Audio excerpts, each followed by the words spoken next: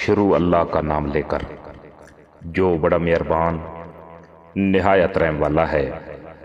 کاف ہا یا عین صاد، یہ تذکرہ ہے اس رحمت کا جو تمہارے پروردگار نے اپنے بندے زکریا پر کی تھی۔ یہ اس وقت کی بات ہے جب انہوں نے اپنے پروردگار کو آہستہ آہستہ آواز سے پکارا تھا۔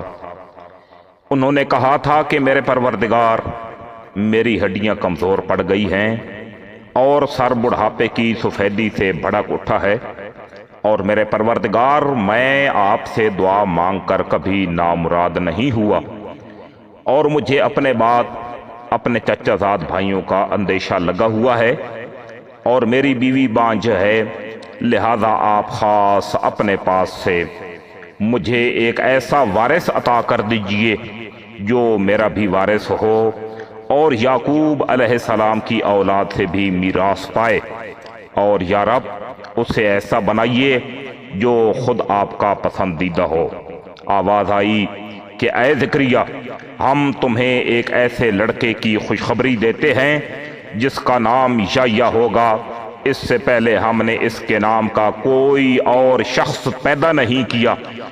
زکریا نے کہا، میرے پروردگار، میرے یہاں لڑکا کس طرح پیدا ہوگا جبکہ میری بیوی بانجھ ہے اور میں بڑھاپے سے اس حال کو پہنچ گیا ہوں کہ میرا جسم سوکھ چکا ہے۔ کہا، ہاں ایسا ہی ہوگا، تمہارے رب نے فرمایا ہے کہ یہ تو میرے لیے معمولی بات ہے، اور اس سے پہلے میں نے تمہیں پیدا کیا تھا جب تم کچھ بھی نہیں تھے۔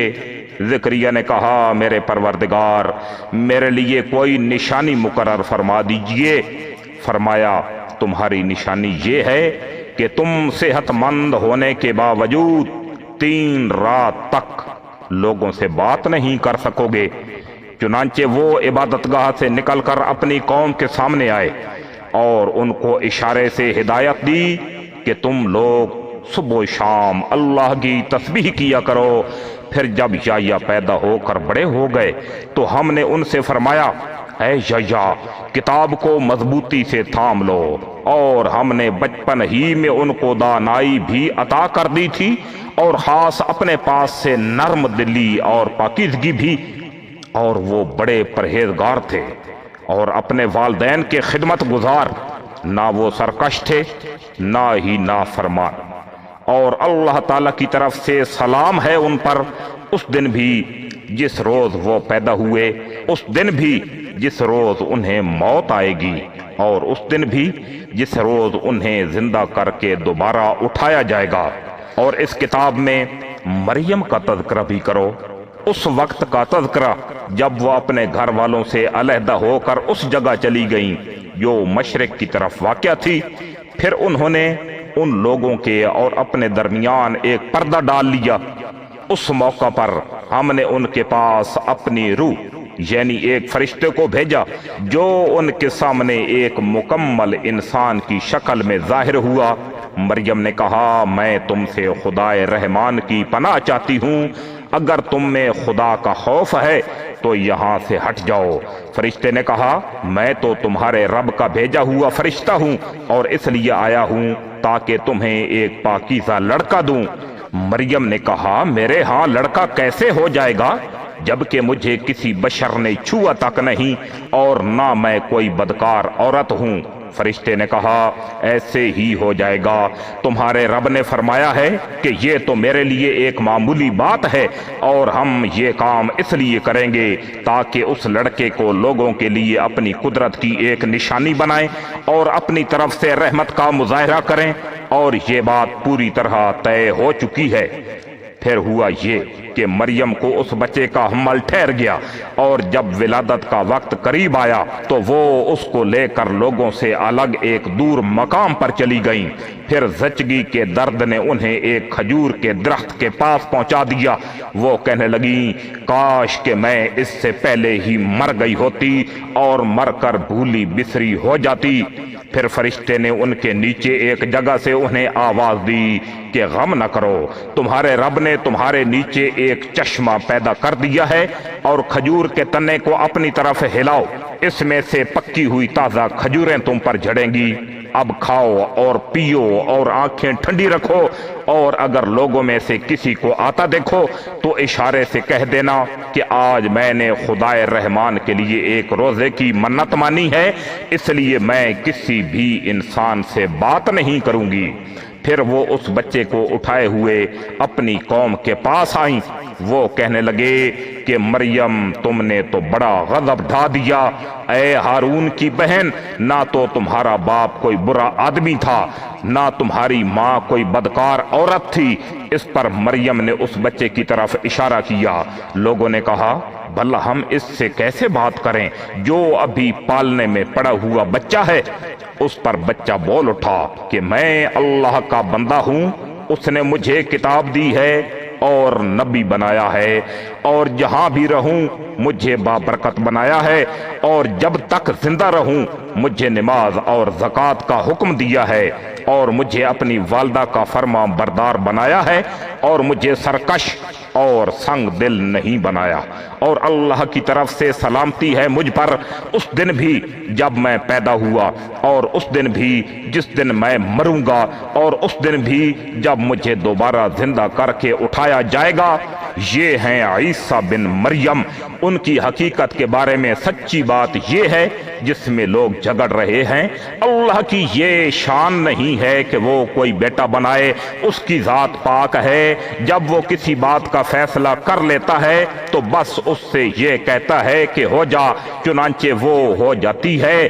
اور اے پیغمبر صلی اللہ علیہ وآلہ وسلم لوگوں سے کہہ دو کہ یقیناً اللہ میرا بھی پروردگار ہے اور تمہارا بھی پروردگار، اس لیے اس کی عبادت کرو، یہی سیدھا راستہ ہے۔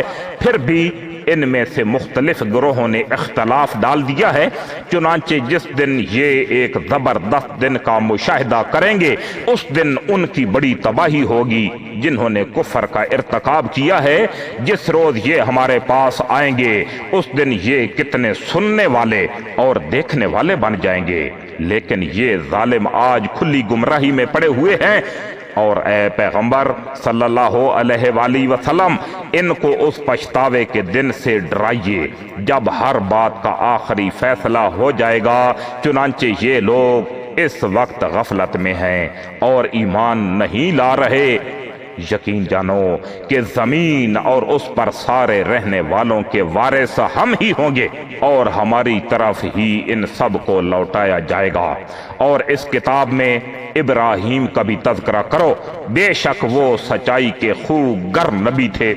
یاد کرو جب انہوں نے اپنے باپ سے کہا تھا کہ ابا جان آپ ایسی چیزوں کی کیوں عبادت کرتے ہو جو نہ سنتی ہیں نہ دیکھتی ہیں اور نہ آپ کا کوئی کام کر سکتی ہیں؟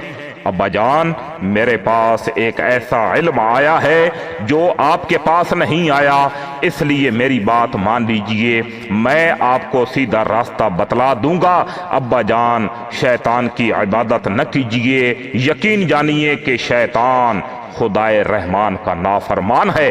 ابا جان مجھے اندیشہ ہے کہ خدائے رحمان کی طرف سے آپ کو کوئی عذاب نہ آ پکڑے جس کے نتیجے میں آپ شیطان کے ساتھی بن کر رہ جائیں۔ ان کے باپ نے کہا ابراہیم کیا تم میرے خداؤں سے بیزار ہو؟ یاد رکھو اگر تم باز نہ آئے تو میں تم پر پتھر برساؤں گا اور اب تم ہمیشہ کے لیے مجھ سے دور ہو جاؤ۔ ابراہیم علیہ السلام نے کہا میں آپ کو رخصت کا سلام کرتا ہوں، میں اپنے پروردگار سے آپ کی بخشش کی دعا کروں گا، بے شک وہ مجھ پر بہت مہربان ہے۔ اور میں آپ لوگوں سے بھی الگ ہوتا ہوں اور اللہ کو چھوڑ کر آپ لوگ جن جن کی عبادت کرتے ہیں ان سے بھی، اور میں اپنے پروردگار کو پکارتا رہوں گا۔ مجھے پوری امید ہے کہ اپنے پروردگار کو پکار کر میں نامراد نہیں رہوں گا۔ چنانچہ جب وہ ان سے اور ان بتوں سے الگ ہو گئے جنہیں وہ اللہ کے بجائے پکارا کرتے تھے تو ہم نے انہیں اسحاق اور یعقوب علیہ السلام جیسی اولاد بخشی، اور ان میں سے ہر ایک کو نبی بنایا اور ان کو اپنی رحمت سے نوازا اور انہیں اونچے درجے کی نیک نامی عطا کی۔ اور اس کتاب میں موسیٰ کا بھی تذکرہ کرو، بے شک وہ اللہ کے چنے ہوئے بندے تھے اور رسول اور نبی تھے۔ ہم نے انہیں کوہ طور کے دائیں جانب سے پکارا اور انہیں اپنا رازدار بنا کر اپنا قرب عطا کیا، اور ہم نے ان کے بھائی ہارون کو نبی بنا کر اپنی رحمت سے انہیں ایک مددگار عطا کیا۔ اور اس کتاب میں اسماعیل کا بھی تذکرہ کرو، بے شک وہ وعدے کے سچے تھے اور رسول اور نبی تھے، اور وہ اپنے گھر والوں کو بھی نماز اور زکوٰۃ کا حکم دیا کرتے اور اپنے پروردگار کے نزدیک پسندیدہ تھے۔ اور اس کتاب میں ادریس کا بھی تذکرہ کرو، بے شک وہ سچائی کے خوب گر نبی تھے، اور ہم نے انہیں رفعت دے کر ایک بلند مقام تک پہنچا دیا تھا۔ آدم کی اولاد میں سے یہ وہ نبی ہیں جن پر اللہ نے انعام فرمایا، اور ان میں سے کچھ ان لوگوں کی اولاد میں سے ہیں جن کو ہم نے نوح علیہ السلام کے ساتھ کشتی میں سوار کیا تھا، اور کچھ ابراہیم اور اسرائیل یعنی یعقوب علیہ السلام کی اولاد میں سے تھے، اور یہ سب ان لوگوں میں سے ہیں جن کو ہم نے ہدایت دی اور اپنے دین کے لیے منتخب کیا۔ جب ان کے سامنے خدائے رحمان کی آیتوں کی تلاوت کی جاتی تو یہ روتے ہوئے سجدے میں گر جاتے تھے۔ پھر ان کے بعد ایسے لوگ ان کی جگہ آئے جنہوں نے نمازوں کو برباد کیا اور اپنی نفسانی خواہشات کے پیچھے چلے، چنانچہ ان کی گمراہی بہت جلد ان کے سامنے آ جائے گی۔ البتہ جن لوگوں نے توبہ کر لی اور ایمان لے آئے اور نیک عمل کیے تو ایسے لوگ جنت میں داخل ہوں گے، اور ان پر ذرا بھی ظلم نہیں ہوگا۔ ان کا داخلہ ایسے ہمیشہ باقی رہنے والے باغات میں ہوگا جن کا خدائے رحمان نے اپنے بندوں سے ان کے دیکھے بغیر وعدہ کر رکھا ہے۔ یقیناً اس کا وعدہ ایسا ہے کہ یہ اس تک ضرور پہنچیں گے۔ وہ اس میں سلامتی کی باتوں کے سوا کوئی لغو بات نہیں سنیں گے، اور وہاں ان کا رزق انہیں صبح و شام ملا کرے گا۔ یہ ہے وہ جنت جس کا وارث ہم اپنے بندوں میں سے ان کو بنائیں گے جو متقی ہوں۔ اور فرشتے تم سے یہ کہتے ہیں کہ ہم آپ کے رب کے حکم کے بغیر اتر کر نہیں آتے۔ جو کچھ ہمارے آگے ہے اور جو کچھ ہمارے پیچھے ہے اور جو کچھ ان کے درمیان ہے وہ سب اسی کی ملکیت ہے، اور تمہارا رب ایسا نہیں ہے جو بھول جایا کرے۔ وہ آسمانوں اور زمین کا بھی مالک ہے، اور جو مخلوقات ان کے درمیان ہیں ان کا بھی، لہذا تم اس کی عبادت کرو اور اس کی عبادت پر جمے رہو۔ کیا تمہارے علم میں کوئی اور ہے جو اس جیسی صفات رکھتا ہو؟ اور کافر انسان یہ کہتا ہے کہ جب میں مر چکا ہوں گا تو کیا واقعی اس وقت مجھے زندہ کر کے نکالا جائے گا؟ کیا اس انسان کو یہ بات یاد نہیں آتی کہ جب ہم نے اسے شروع میں اس وقت پیدا کیا تھا جب وہ کچھ بھی نہیں تھا؟ تو قسم ہے تمہارے پروردگار کی، ہم ان کو اور ان کے ساتھ سارے شیطانوں کو ضرور اکٹھا کریں گے، پھر ان کو دوزخ کے گرد اس طرح لے کر آئیں گے کہ یہ سب گھٹنوں کے بل گرے ہوئے ہوں گے۔ پھر ان کے ہر گروہ میں سے ان لوگوں کو کھینچ نکالیں گے جو خدائے رحمان کے ساتھ سرکشی کرنے میں زیادہ سخت تھے۔ پھر یہ بات ہم ہی خوب جانتے ہیں کہ وہ کون لوگ ہیں جو سب سے پہلے اس دوزخ میں جھونکے جانے کے زیادہ مستحق ہیں، اور تم میں سے کوئی نہیں ہے جس کا اس دوزخ پر سے گزر نہ ہو۔ اس بات کا تمہارے پروردگار نے حتمی طور پر ذمہ لے رکھا ہے۔ پھر جن لوگوں نے تقوی اختیار کیا ہے انہیں تو ہم نجات دے دیں گے، اور جو ظالم ہیں انہیں اس حالت میں چھوڑ دیں گے کہ وہ اس دوزخ میں گھٹنوں کے بل پڑے ہوں گے۔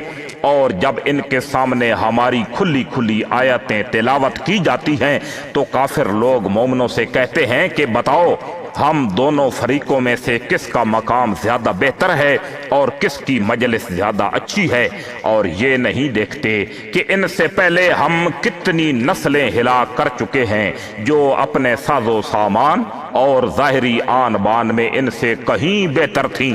کہہ دو کہ جو لوگ گمراہی میں جا پڑیں تو ان کے لیے مناسب یہی ہے کہ خدائے رحمان انہیں خوب ڈھیل دیتا رہے، یہاں تک کہ جب یہ لوگ وہ چیز خود دیکھ لیں گے جس سے انہیں ڈرایا جا رہا ہے، چاہے وہ اس دنیا کا عذاب ہو یا قیامت، تو اس وقت انہیں پتہ چلے گا کہ بدترین مقام کس کا ہے اور لشکر کس کا زیادہ کمزور تھا۔ اور جن لوگوں نے سیدھا راستہ اختیار کر لیا ہے، اللہ ان کو ہدایت میں اور ترقی دیتا ہے، اور جو نیک عمل باقی رہنے والے ہیں ان کا بدلہ بھی تمہارے پروردگار کے یہاں بہتر ملے گا، اور ان کا مجموعی انجام بھی بہتر ہوگا۔ بھلا تم نے اس شخص کو بھی دیکھا جس نے ہماری آیتوں کو ماننے سے انکار کیا اور یہ کہا ہے کہ مجھے مال اور اولاد آخرت میں بھی ضرور ملیں گی؟ کیا اس نے علم غیب میں جھانک کر دیکھ لیا ہے، یا اس نے خدائے رحمان سے کوئی عہد لے رکھا ہے؟ ہرگز نہیں، جو کچھ یہ کہہ رہا ہے ہم اس سے بھی لکھ رکھیں گے اور اس کے عذاب میں اور اضافہ کر دیں گے۔ اور جس مال اور اولاد کا یہ حوالہ دے رہا ہے اس کے وارث ہم ہوں گے، اور یہ ہمارے پاس تنہا آئے گا۔ اور ان لوگوں نے اللہ کے سوا دوسرے معبود اس لیے بنا رکھے ہیں تاکہ یہ ان کی پشت پناہی کریں۔ یہ سب غلط بات ہے، وہ تو ان کی عبادت ہی کا انکار کر دیں گے اور الٹے ان کے مخالف ہو جائیں گے۔ اے پیغمبر صلی اللہ علیہ وآلہ وسلم، کیا تمہیں یہ معلوم نہیں ہے کہ ہم نے کافروں پر شیاطین چھوڑ رکھے ہیں جو انہیں برابر اکساتے رہتے ہیں؟ لہذا تم ان کے معاملے میں جلدی نہ کرو، ہم تو ان کے لیے گنتی گن رہے ہیں۔ اس دن کو نہ بھولو جس دن ہم سارے متقی لوگوں کو مہمان بنا کر خدائے رحمان کے پاس جمع کریں گے، اور مجرموں کو پیاسے جانوروں کی طرح ہنکا کر دوزخ کی طرف لے جائیں گے۔ لوگوں کو کسی کی سفارش کرنے کا اختیار بھی نہیں ہوگا سوائے ان لوگوں کے جنہوں نے خدائے رحمان سے کوئی اجازت حاصل کر لی ہو۔ اور یہ لوگ کہتے ہیں کہ خدائے رحمان کی کوئی اولاد ہے۔ ایسی بات کہنے والوں، حقیقت یہ ہے کہ تم نے بڑی سنگین حرکت کی ہے۔ کچھ بعید نہیں کہ اس کی وجہ سے آسمان پھٹ پڑیں، زمین شق ہو جائے اور پہاڑ ٹوٹ کر گر پڑیں کہ ان لوگوں نے خدائے رحمان کے لیے اولاد ہونے کا دعویٰ کیا ہے، حالانکہ خدائے رحمان کی یہ شان نہیں ہے کہ اس کی کوئی اولاد ہو۔ آسمانوں اور زمین میں جتنے لوگ ہیں ان میں سے کوئی ایسا نہیں ہے جو خدائے رحمان کے حضور بندہ بن کر نہ آئے۔ یقین رکھو کہ اس نے سب کا احاطہ کر رکھا ہے اور انہیں خوب اچھی طرح گن رکھا ہے، اور قیامت کے دن میں سے ایک ایک شخص اس کے پاس اکیلا آئے گا۔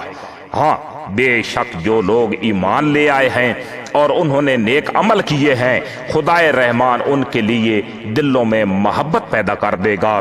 چنانچہ اے پیغمبر صلی اللہ علیہ وآلہ وسلم، ہم نے اس قرآن کو تمہاری زبان میں آسان بنا دیا ہے تاکہ تم اس کے ذریعے متقی لوگوں کو خوشخبری دو، اور اسی کے ذریعے ان لوگوں کو ڈراؤ جو ضد کی وجہ سے جھگڑے پر آمادہ ہیں۔ ان سے پہلے ہم کتنی ہی قوموں کو ہلاک کر چکے ہیں، کیا تمہیں ٹٹولنے سے بھی ان میں سے کسی کا پتہ ملتا ہے، یا ان میں سے کسی کی بھنک بھی تمہیں سنائی دیتی ہے؟